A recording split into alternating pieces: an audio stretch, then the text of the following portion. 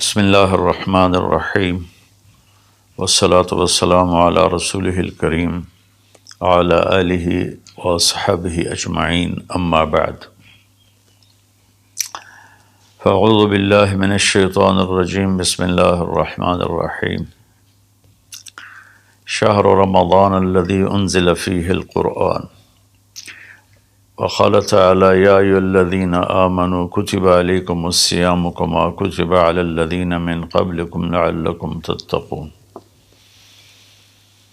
وقال النبی صلی اللہ علیہ وسلم من قام رمضان ایمانا واحتسابا غفر له ما تقدم من ذنبه وقال النبی صلی اللہ علیہ وسلم من صام رمضان غفر له ما تقدم من ذنبه او کما قال۔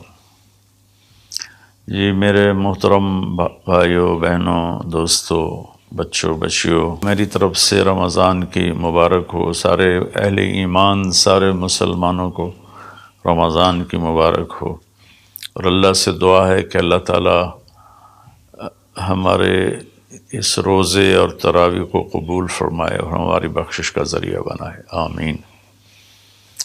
کئی سالوں سے یہ معمول چل رہا ہے کہ رمضان میں قرآن کا کچھ خلاصہ وہ بیان کر دیا جائے۔ 1.25 پارہ پڑھا جاتا ہے، رات ہم نے 1.5 پارہ سنا، تو سارے کا تو خلاصہ مشکل ہوتا ہے، تو کچھ اس میں سے جو اللہ تعالیٰ دل میں ڈالے گا وہ میں عرض کر دوں گا۔ سب سے پہلی بات یہ ہے کہ یہ قرآن کیا ہے، یہ کتاب کیا ہے؟ تو اللہ تعالیٰ یہ کس نے اتاری ہے، اس کا مقصد کیا ہے؟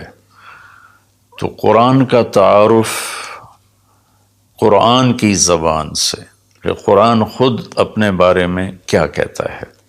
تو پہلا سوال اٹھتا ہے یہ کس کی کتاب ہے، کہ کس نے لکھی ہے، کون مصنف ہے؟ تو اللہ تعالیٰ فرماتے ہیں سورہ شعراء میں وَإِنَّهُ لَتَنزِيلُ رَبِّ الْعَالَمِينَ، یہ پیغام ہے، یہ کتاب ہے، تھوڑی تھوڑی کر کے اتاری ہوئی، تنزیل تھوڑا تھوڑا کر کے اتارنا، انزال ایک ہی دفعہ اتارنا۔ رب العالمین، جو ساری کائنات کا مالک ہے اور لارڈ ہے اور بادشاہ ہے اور پالنے والا ہے۔ لفظ رب میں اللہ نے ایک خوبصورت اشارہ کیا ہے کہ میں تمہارا پالنے والا ہوں، تو جیسے تمہاری ماں تم سے پیار کرتی ہے اور تمہارے لیے ہر وقت آسائش پہنچانے کی کوشش کرتی ہے، ہر وقت راحت پہنچانے کی کوشش کرتی ہے، تکلیف سے بچانے کی کوشش کرتی ہے، تو یہ کتاب اس رب العالمین کی طرف سے ہے جو تمہارا پالنے والا ہے۔ وہ تمہارے لیے کبھی تکلیف نہیں چاہے گا، کبھی مشقت نہیں چاہے گا۔ میرے اس قانون پہ عمل کرنا تمہارے لیے سراسر فائدہ ہے، اور اس کو چھوڑ دینا تمہارے لیے سراسر نقصان ہے۔ لفظ رب میں یہ ایک پیغام اللہ تعالیٰ نے خاموش پیغام ہمیں دیا ہے۔ کس کی کتاب ہے؟ کا رب العالمین۔ رب العالمین تو آسمانوں پر ہے، تو نیچے کون لایا؟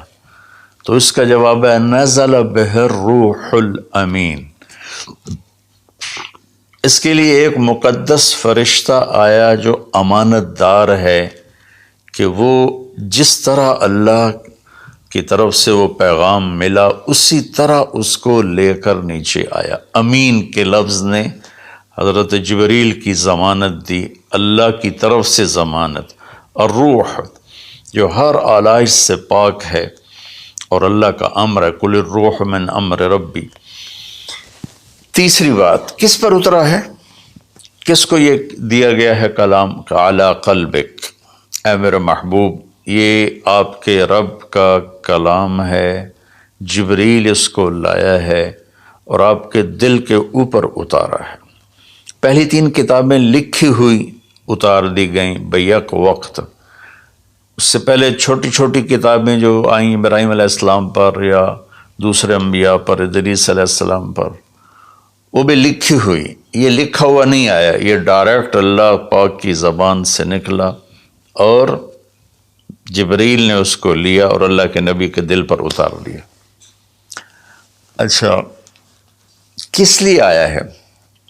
لِتَكُونَ مِنَ الْمُنذِرِينَ، یہ اس لیے آیا ہے کہ میرے محبوب آپ دنیا والوں کو بتا دیں کہ اچھائی کا انجام کیا ہے اور برائی کا انجام کیا ہے، اور اس کا نتیجہ ایک دن ظاہر ہونے والا ہے جو آخر بعد میں آئے گا، تو اس کے لیے تیاری کرو۔ منذرین صرف ڈرانے والے کو نہیں کہتے، جو پیار محبت سے کسی کو برائی کا انجام سمجھا رہا ہو، جیسے باپ کہتا ہے بیٹا یہ تو جوا نہ کھیلا کر، تو شراب نہ پیا کر، یہ تیرا نقصان ہو جائے گا، تیرا دین بھی جائے گا، تیری دنیا بھی جائے گی، اس کے سمجھانے میں ایک محبت ہوتی ہے، شدت اور سختی نہیں ہوتی۔ کس زبان میں آیا ہے؟ بلسان عربی مبین، یہ خوبصورت صاف ستھری عربی زبان میں آیا ہے۔ کائنات کی یہ وہ زبان ہے جسے اللہ نے اپنے لیے چنا۔ اللہ کا کلام عربی، میرے رسول عربی، میرے رسول کی زبان عربی، اور اہل جنت کی زبان بھی عربی۔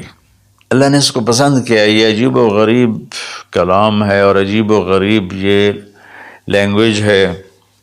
کسی زبان کے الفاظ کا وہ حرف کا معنی نہیں ہوتا۔ عربی زبان وہ ہے جس کے ہر حرف کا معنی ہے، الف سے لے کر یا تک ہر حرف کا معنی ہے۔ یہ عربی زبان میں آیا ہے۔ اس میں ایک یہ اشارہ بھی ہے کہ اللہ تعالیٰ عربوں سے کہہ رہا ہے کہ تمہاری زبان میں بھیجا ہے، اس کو سمجھنے کے لیے تمہیں تو کوئی مشکل نہیں ہے، اور دوسرا ہماری طرف بھی اشارہ ہے کہ تم کسی بھی زبان سے تعلق رکھتے ہو تو کوشش کرو عربی سیکھو تاکہ اللہ کے قرآن کو تم، پیغام کو تم سمجھ سکو۔ یہ مختصر سا تعارف ہے کہ قرآن کس کا کلام ہے؟ اللہ کا۔ کون لایا؟ جبریل۔ کن کے پاس لایا؟ ہمارے نبی پاک صلی اللہ علیہ وسلم۔ کس لیے لایا؟ کہ ہمیں زندگی کا انجام سمجھایا جا سکے کہ انسان ایک ایسی مخلوق ہے جو ماں کے پیٹ سے بالکل جاہل پیدا ہوتا ہے، اور اس کے مقابلے میں ماں انڈے سے نکلنے والا ہو یا ماں کے پیٹ سے نکلنے والا جانور اور کیڑے مکوڑے، یہ چونٹی کتنی چھوٹی ہوتی ہے اور انڈا کتنا چھوٹا ہوگا، تو اس سے نکل کر وہ اندھیرے میں ہوتی ہے، اور اس سے زندگی گزارنے کا پورا طریقہ معلوم ہوتا ہے کہ میرے لیے ٹھیک کیا ہے، غلط کیا ہے، صحیح کیا ہے، غلط کیا ہے۔ انسان پیدا ہوتا ہے، واللہ اخرجکم من بطون امہاتکم لا تعلمون شیئا، میرے بندو اللہ نے تمہیں ماں کے پیٹ سے نکالا، تم کچھ بھی نہیں جانتے تھے، تو ہمیں باہر سے علم لینا ہوتا ہے، اور باقی کسی مخلوق کا امتحان نہیں، میرا اور آپ کا امتحان ہے کہ اللہ تعالیٰ فَهَدَيْنَاهُ النَّجْدَيْنِ، یہ دو راستے ہیں، یہ سیدھا ہے، یہ غلط ہے۔ قرآن سیدھا راستہ بتاتا ہے، إِنَّ هَذَا الْقُرْآنَ يَهْدِي لِلَّتِي هِيَ أَقْوَمُ، قرآن تمہیں سیدھا راستہ بتاتا ہے۔ اور شیطان کیا کرتا ہے؟ وہ ہمیں غلط راستہ بتاتا ہے، وہ ہمیں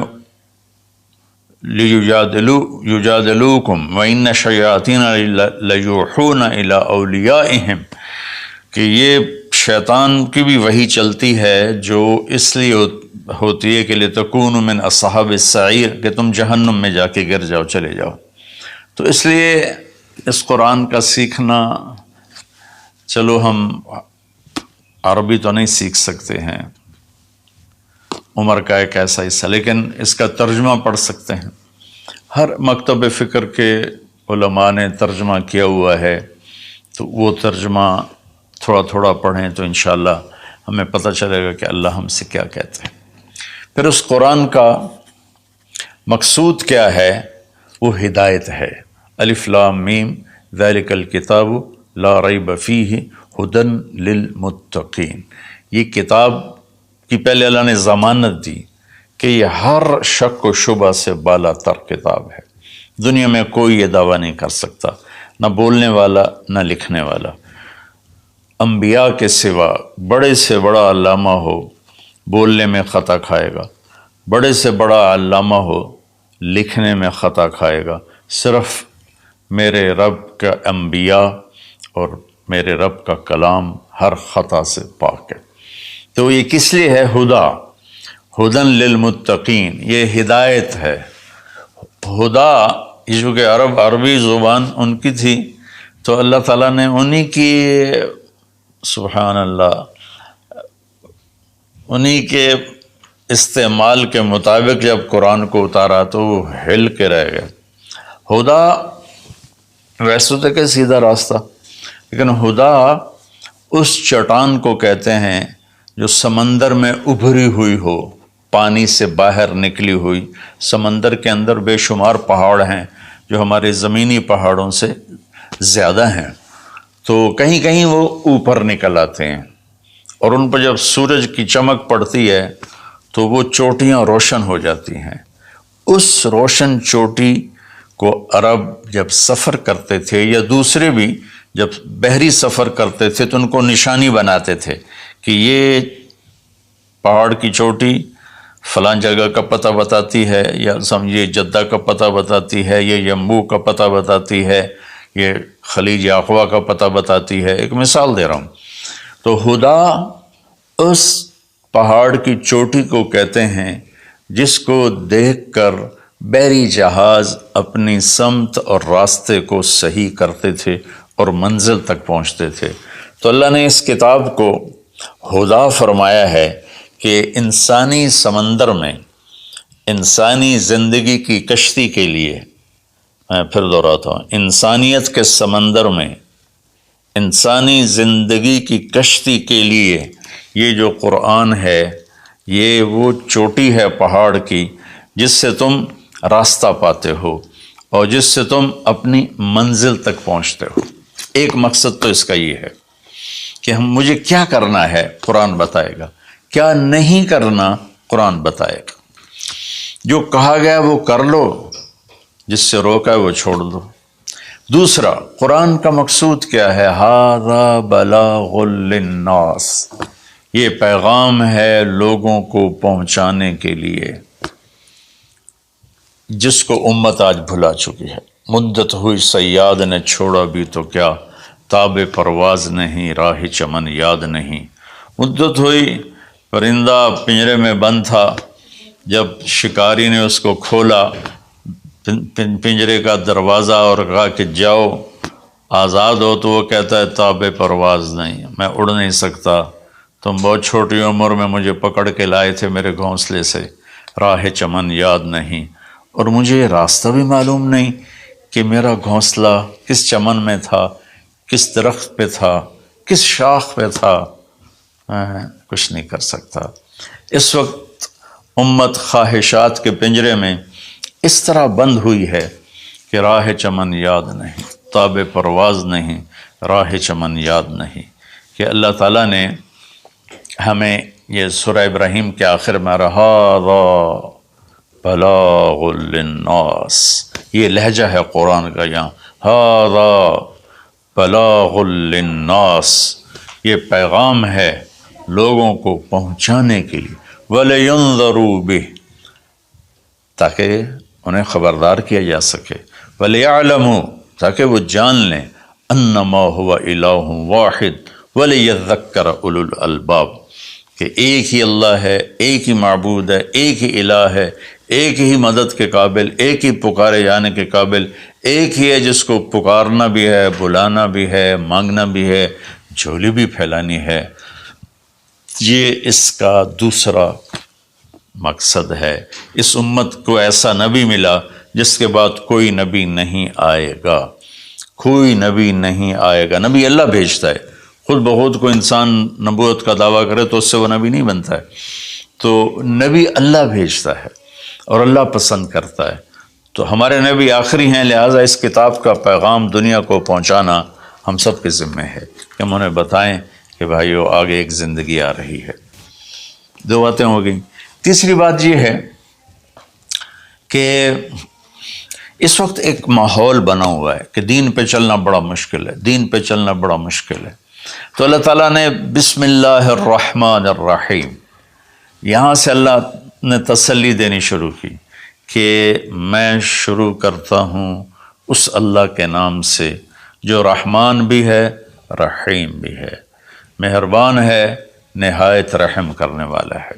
تو پہلا ہی جملہ بتاتا ہے کہ جو رحمان و رحیم ہو وہ کوئی ڈنڈے سوٹے کا قانون تو نہیں بنائے گا، بہت نرم سا بنائے گا، ہماری فطرت کے مطابق بنائے گا۔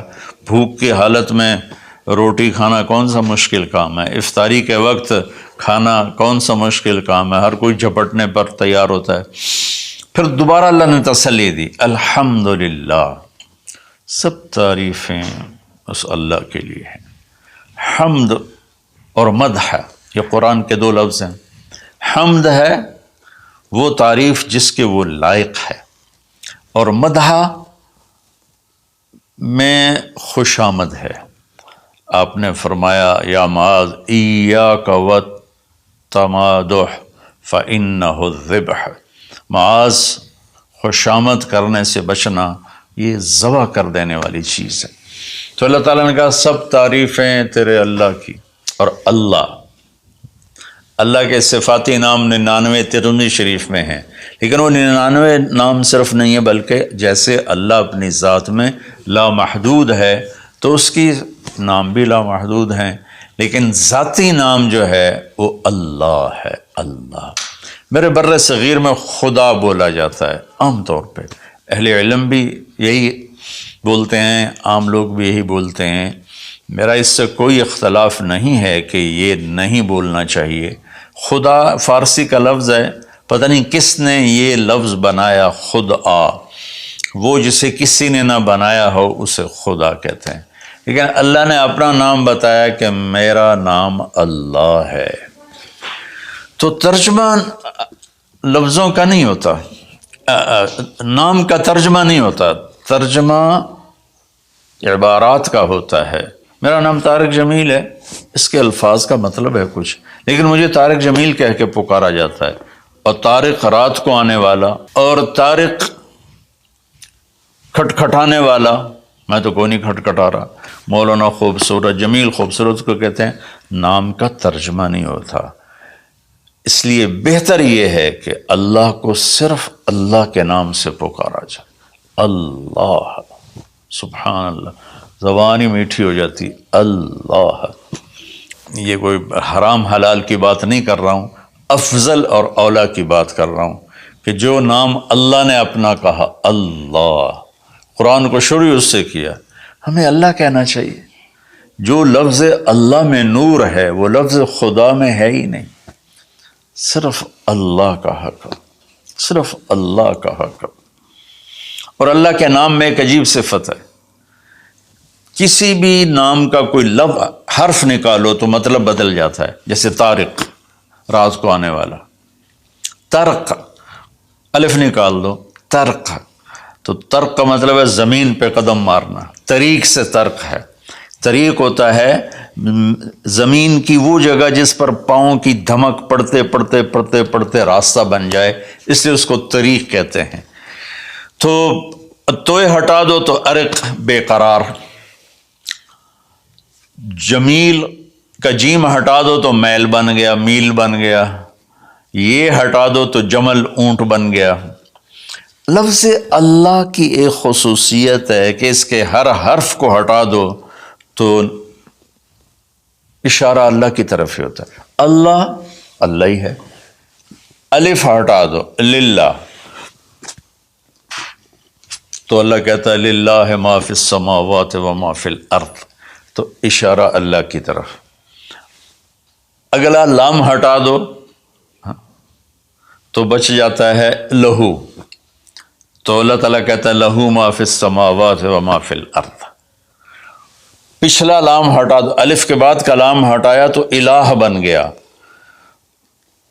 اور آخری لام ہٹایا تو لہو بن، آخری لام ہٹایا تو الہ بنا۔ اور پہلا ہٹائے تو لہو بنا.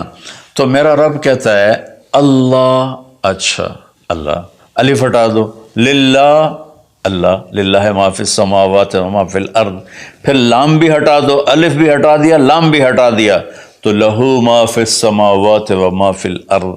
پھر آخری لام کو ہٹا کے پہلے لام کو بچا لیا تو وَهُوَ الَّذِي فِي السَّمَاءِ إِلَٰهٌ وَفِي الْأَرْضِ إِلَٰهٌ. اور پھر سب سے عجیب بات کہ سارے حرف ہٹا کر آخری ہے کی پیش کو باقی رکھو نا، تو وہ ہے اللہ لا الہ الا ہو. اللہ لا الہ الا ہو، هو اللہ الذی لا الہ الا ہو، قل هو اللہ احد، هو اللہ الذی لا الہ الا ہو. یہ لہو ما فی السماوات و ما فی الارض. تو اللہ تعالیٰ نے ہمیں تسلی دی کہ میں بہت بڑا ہوں. اچھا یہ اللہ، یہ جو تو قانون بھیج رہا ہے تو قانون تو بڑے سخت ہوتے ہیں، تو اللہ کہتا رب العالمین، نہیں میں تمہاری ماں سے زیادہ پیار کرنے والا ہوں، میں تم پر ایسے ڈنڈے نہیں چلاؤں گا. تو لیکن میرا اللہ کہتا ہے کہ میرا بندہ میں تیری ماں سے 70 گنا کا مطلب 70 نہیں ہوتا، لا محدود درجے میرا پیار ہے. پھر تسلی نہیں ہوتی، اللہ تو قرآن تو بھیج رہا ہے، پتہ نہیں ہم عمل کر سکیں گے کہ نہیں کر سکیں گے. تو پھر اللہ کہتا ہے الرحمن الرحیم. کیوں ڈر گئے ہو؟ کیوں قرآن کے مطابق دکان نہیں چلاتے، زندگی نہیں گزارتے، جاب نہیں کرتے، زراعت نہیں کرتے، تجارت نہیں کرتے، شادی نہیں کرتے، ساری چیزوں کو بنا لیں، تو کیوں ڈرتے ہو؟ رب العالمین پہلی گارنٹی، الرحمن الرحیم پہلے بسم اللہ سے. پھر دوسری گارنٹی اللہ، کہ میں اللہ ہوں، نفع نقصان کا مالک ہوں.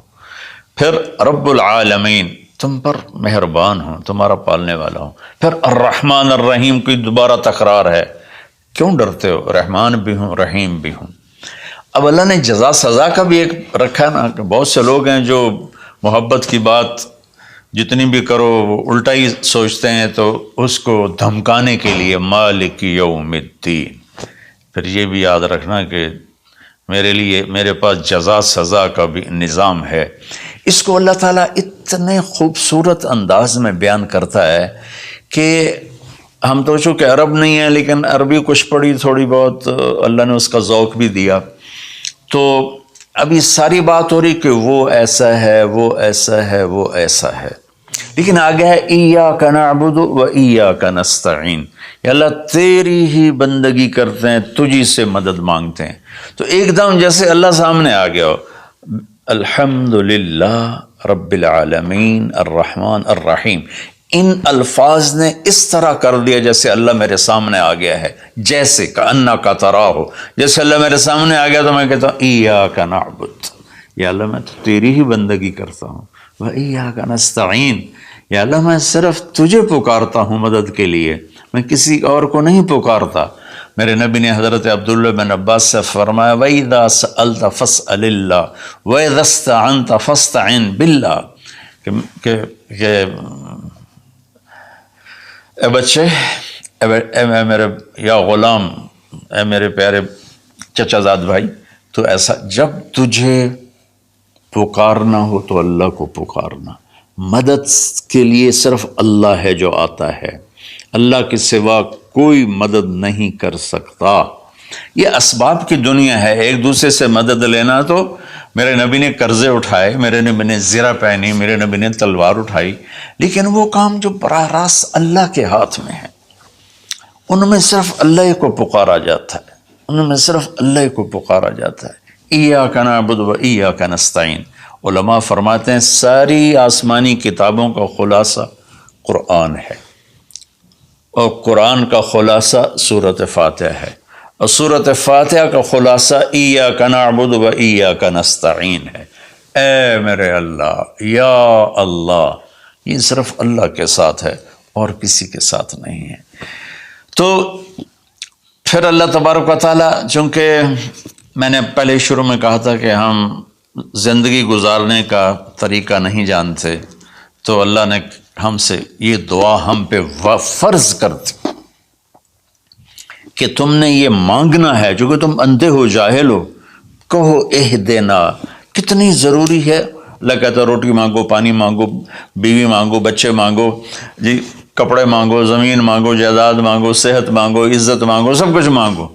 لیکن ایک چیز اللہ نے فرض کر دی کہ میرے بندے اگر تو ہدایت کے بغیر مر گیا تو برباد ہو جائے گا، لہذا تم پہ واجب کرتا ہوں، فرض کرتا ہوں کہ اہدنا الصراط المستقیم.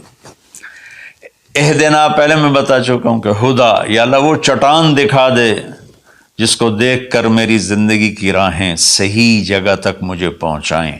ہدا، عرب اس کو سن کے ہل گئے تھے کہ وہ محاورہ سمجھتے تھے، ہم محاورہ نہیں سمجھتے، لیکن عرب کیوں ہل گئے تھے؟ کہتے کیا کمال ہے یار، یہ کیا آدمی کہاں سے بولتا ہے، کیا بولتا ہے. وہ تو ابو جہل سے پوچھا اخنس ابن شریک نے، سچ سچ بتا محمد جھوٹے ہیں کہ سچے ہیں؟ کہنے لگا اللہ کی قسم سچے ہیں، پر نہیں مانوں گا، میں بنو ہاشم سے مقابلہ کروں گا، نہیں مانوں گا، سچے ہیں. تو اہدنا، یا اللہ وہ چٹان دکھا، وہ کیا، وہ قرآن ہے جس کو دیکھ کر میں تجھ تک پہنچ جاؤں. صراط، سیدھے راستے کو کہتے ہیں. صراط جس پر کسی قسم کا کوئی کھڈا نہ ہو، جیسے موٹر وے. اب موٹر وے بنائے تو ہم لوگ اپنے گاؤں سے، ابھی میں گاؤں سے ہی بات کر رہا ہوں، ملتان کے لیے جانا ہو، لاہور، اسلام آباد، فیصل آباد، موٹر وے سے جاتے ہیں. صراط موٹر وے کو کہتے ہیں. المستقیم جس میں وہ نہ ہو، زیادہ موڑ نہ ہو بلکہ سیدھا ہو. الذین انعمت علیہم، نعم اس بوٹی کو کہتے ہیں جو سردی گرمی میں خشک نہیں ہوتی، سدا بہار سرسبز ہوتی ہے.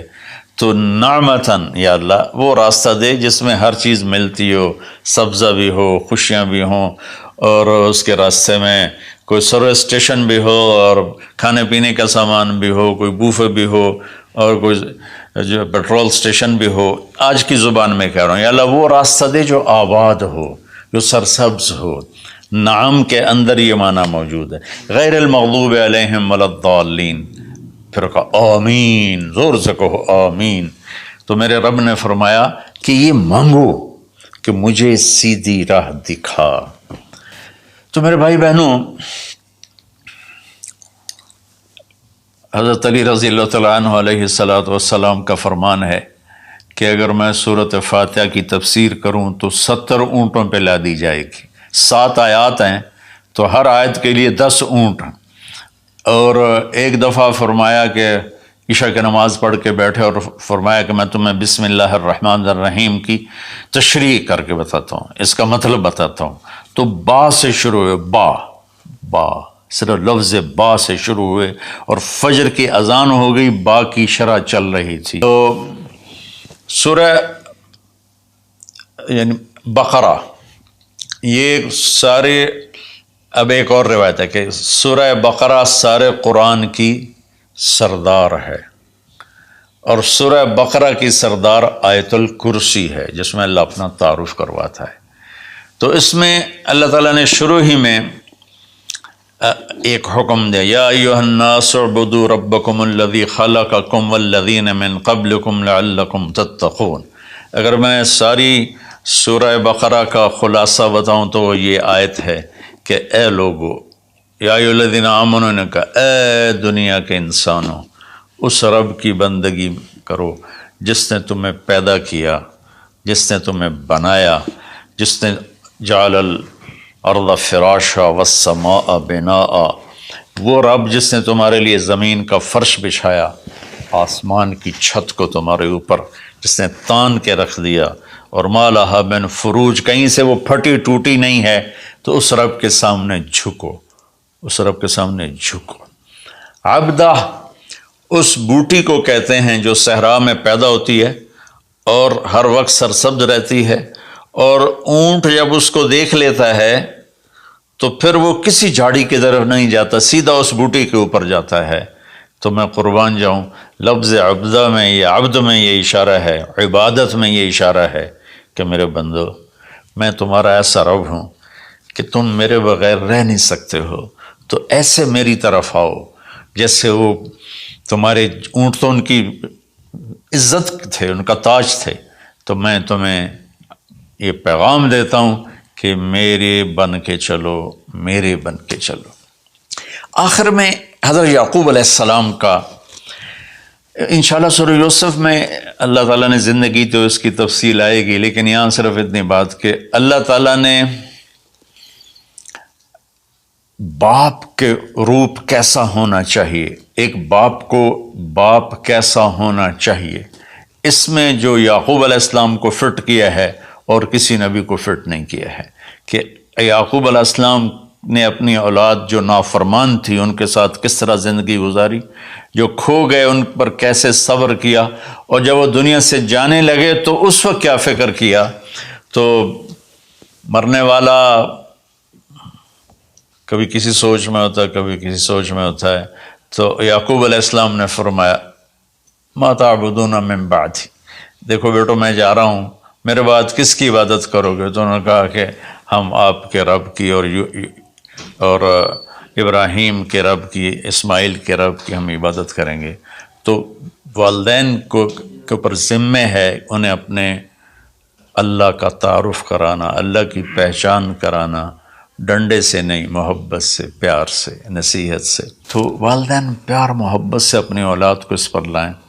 سورہ بقرہ اتنی لمبی سورت ہے کہ ابو علی رحمۃ اللہ علیہ بغداد میں 6 صدی کے عالم تھے، وہ سورہ بقرہ کو شروع کیا، اس کی شرح کرتے کرتے کرتے 32 سال گزر گئے اور وہ مر گئے، اور سورہ بقرہ وہ پوری نہیں کر سکے تھے۔ تو میں خلاصے کے طور پر اس میں سے یہ بتا رہا ہوں کہ ہم اپنے اللہ کو پہچانیں، اسی کو معبود بنائیں، اسی کو اپنی مدد، اسی کو اپنا مددگار بنائیں، اسی کی بندگی اور عبادت کریں۔ اور ایک چیز میں نے چن کے دکھائی کہ ایز اے والدین ہمیں اپنی اولاد کو کس حال میں چھوڑ کے جانا ہے، اور اس سے پہلے میں نے قرآن کا تعارف کروایا۔